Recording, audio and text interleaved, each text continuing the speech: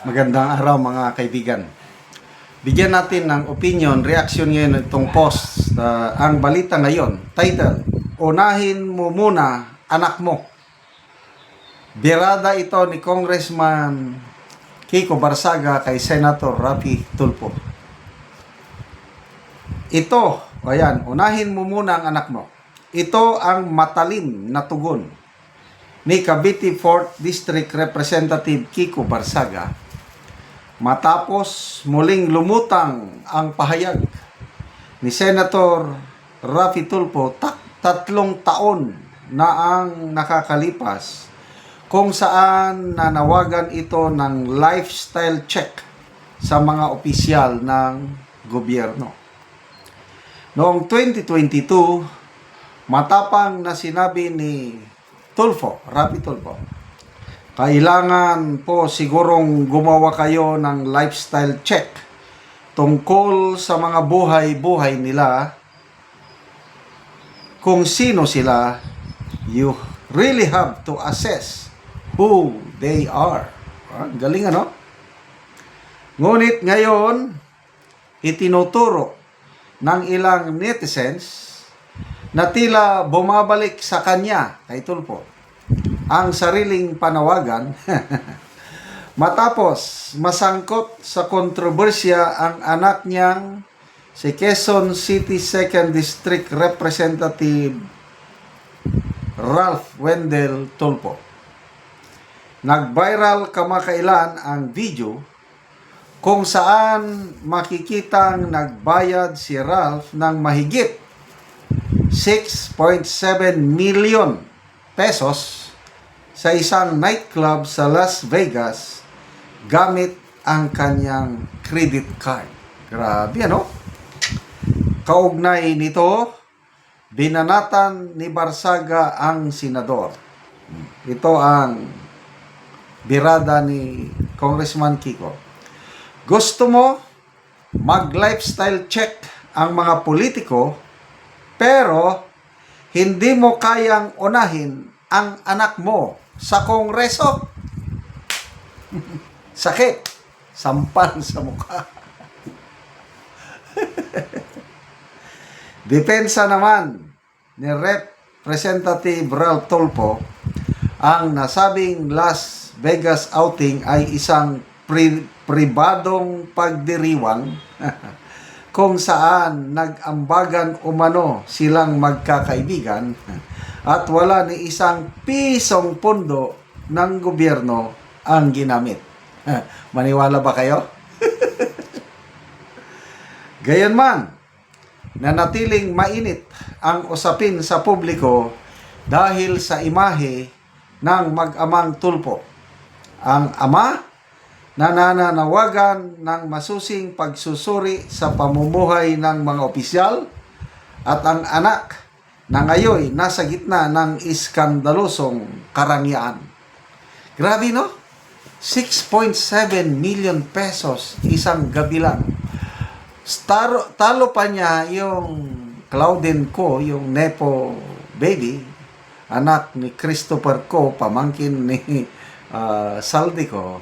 Isang kainan, 4 sila, 759,000 pesos, nakakalula na yun. Ito, isang gabi lang, I don't know kung ilan sila. Nightclub, 6.7 million pesos. Parang, ang minilyon sa kanila, parang ano lang, siguro, nagbayad lang ng, 6,700 pesos. Malaki na yun para sa ordinaryong kinsinas na sweldo na yun ng mga manggagawa. 6,700. Yun pa kaya 6.7 million pesos isang gabi. Nakakalula. Tapos,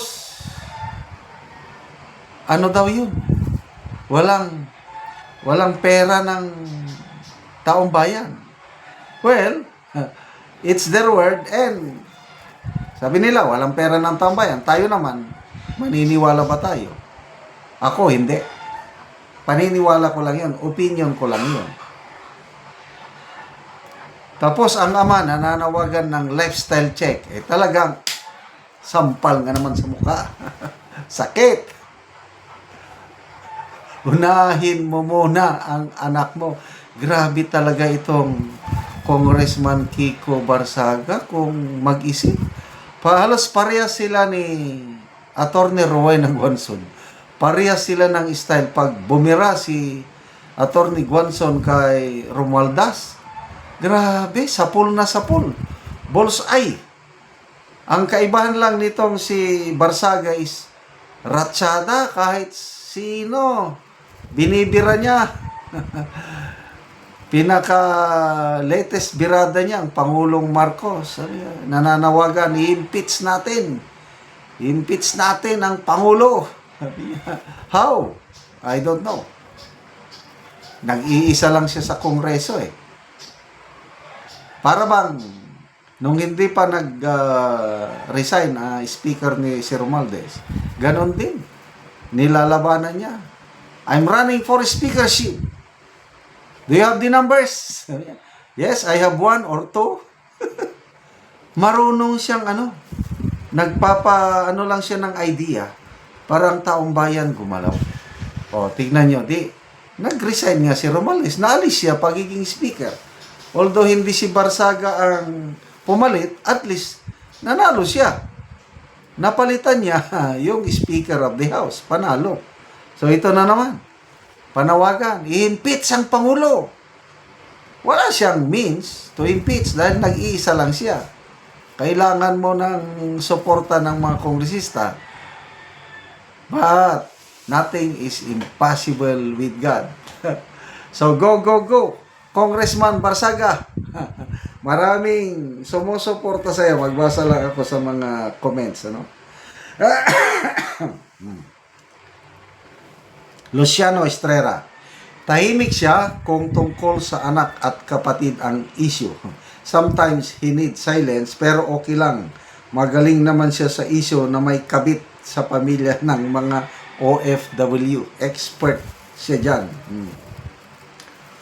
Bang Anding, bago po kayo, Sir Tulfo, maglinis ng kalat ng iba, sariling kalat muna ninyo ang inyong linisin. Tumpak. Uhagan Marina, sunog si Tulfo. Nasaan flood control ng anak mo? Okay, salamat mga kaibigan sa inyong pagsubaybay sa ating channel. Nakakatulong kayo ng malaki sa tribong Talandig ng Bukidnon dahil ang sweldo natin sa channel na ito, pantulong po sa tribo. Namimigay tayo ng livelihood assistance sa kanila, nagpapatanim ng saging lakatan at Arabica coffee. Panoorin nyo ang video na ito. Ako sa area ni Bae Makabulig, so mag-abono mi sa iyang tanom nga kape. So muna ni ang itsura sa kape ni Bae Makabulig nga isa pa kabulan tambok kaayo. So bago pa ni naabunuhan ka isa pa man siya kabulan. So pagatabunan para gyud nga musuyop gyud og abono ang kape.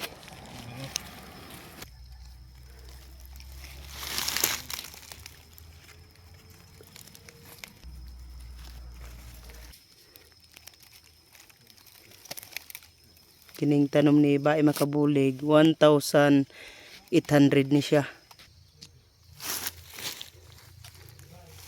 Sa pagkabulan apan upat na ang iyang sanga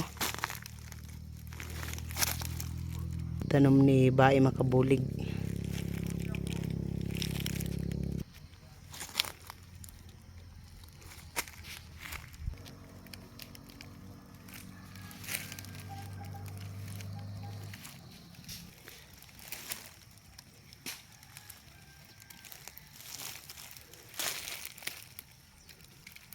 Ug karon man sa pag-aabono maga-spray na pod.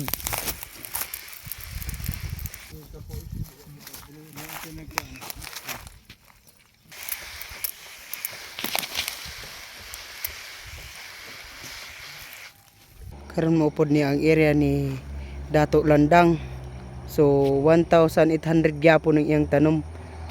So muna ni ang itsura sa kape ni Dato Makalandang kay mo ni siya ang unang tanom. Kapan ang iya ni Bae Makabulig, ulahin na to siya nga gitan. Mga tagas na gyud mga dagko na pod. Kaganay sanga sa duha ka bulan ng tanom ni Dato Makalandang. Among tanom nga kape 14,550. So salamat kayo sa Ginoo ug sa nagsuporta sa among pagpanan.